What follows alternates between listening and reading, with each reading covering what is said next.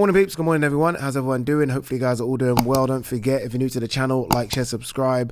I said it on a previous video, but I want to say it again. I apologize for yesterday's live, massive Wi-Fi issues, and it basically went down after 15 or 20 minutes, which was very annoying because there was loads to talk about, loads of questions came in. I'm trying to get it sorted and hopefully we'll get the lives back up sooner rather than later. Very annoying because we haven't done a live in a couple of weeks, but we will get it sorted. My apologies to everyone that was on the live yesterday.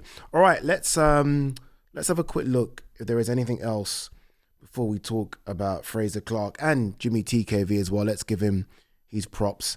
Tony Yoka expects to fight underneath Lawrence Okoli December 19th. Yeah, I'm hearing a lot about Yoka fighting in Nigeria as well, which, I mean, adds a lot to that Nigerian card. I mean, Lawrence Okoli, David Adeleye, Tony Yoka, that's really, really good.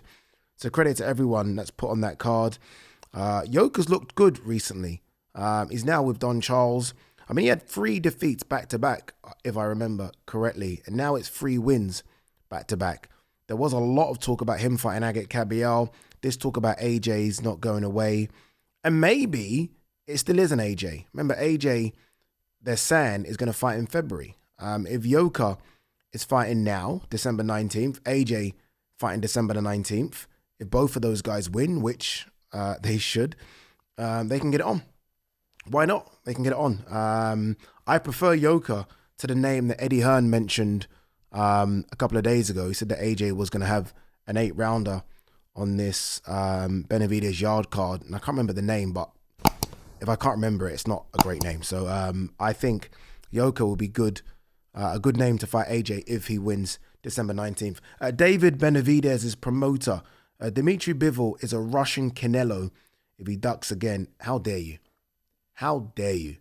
Like, Dimitri Bivol is injured, number one, and he's not ducking David Benavidez. I love David Benavidez, but you know I'm Team Bivol. You don't fight Beterbiev back-to-back and then duck Benavidez. You just don't. If anything, Bivol's got the style to beat Benavidez. Because I feel like if you're trying to have a fight with Benavidez, forget about it unless your name's Beterbiev. You need to be able to box and make that guy miss. And Bivol, as we know, has a style. Look, it's a perfect fight. It's a perfect fight. Stylistically, it's wonderful.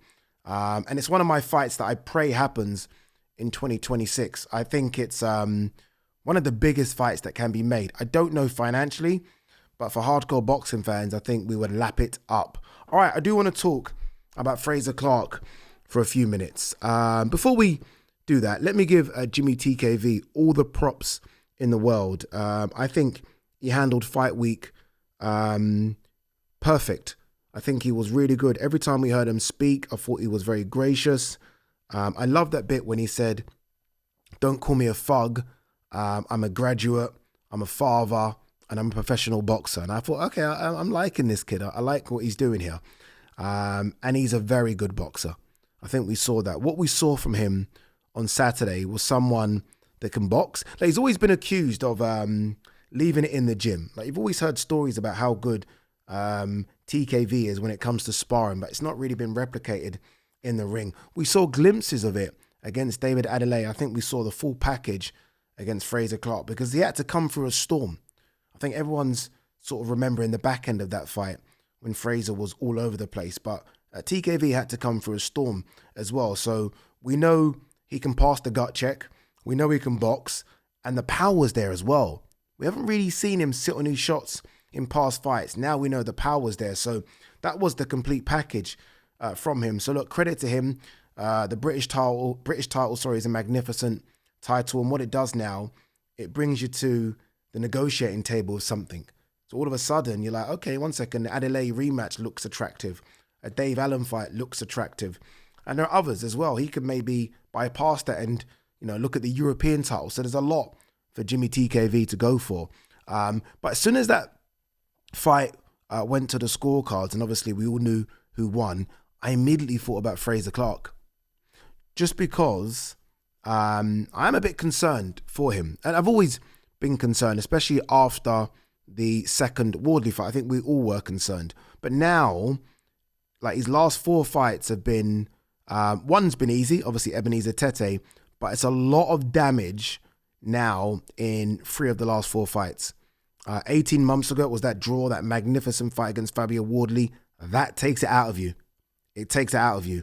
And then the rematch, we all saw what happened. That takes it out of you. Then, as I said, he had the Ebenezer Tete fight. I don't think there's been one more in between. And now this one. So 3 of the last 4 fights have been very, very, very damaging. Very damaging. And you just can't have fights like that back to back to back to back. You can't. It just takes too much out of you.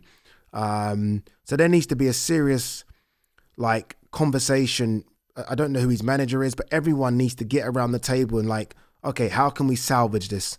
What can we do to kind of help Fraser?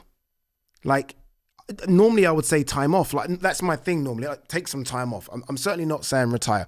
Take some time. But at Fraser's age, I don't know how much time you can take off.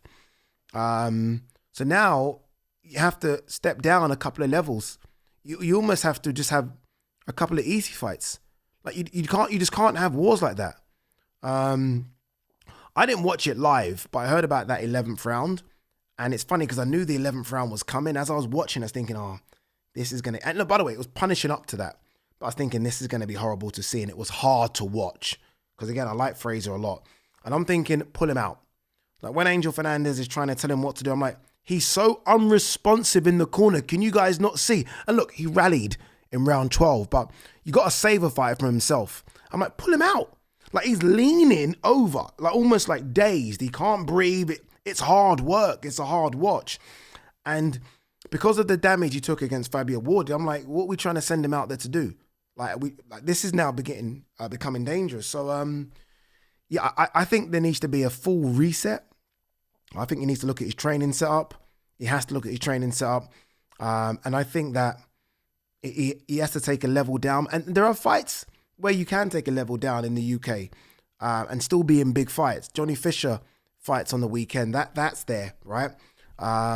Solomon Dakers had a good win against Vladislav Serenko, but Serenko was poor. That's there as an option. Or maybe you go to Europe and just get a few journeymen in. But he needs an easy fight, people. One more war like that, and I will say retire.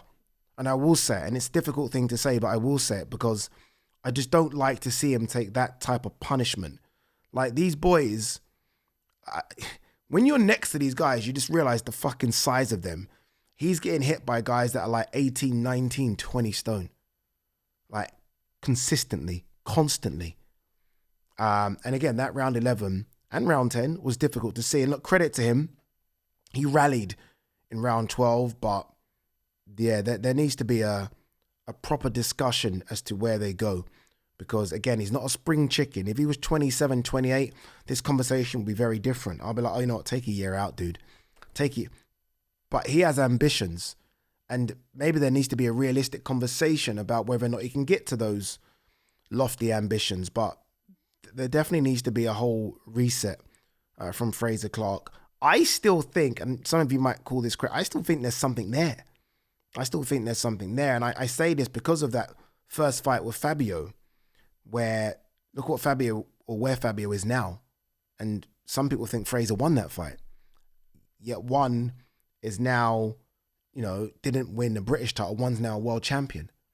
But I just wonder about the damage he's now taken in consecutive fights. He needs a few Ebenezer Tetes. And I don't think anyone would complain. And then maybe the last roll of the dice. Anyway, guys, what do you think about Frazer Clarke? Let me know and we will speak very soon. Peace.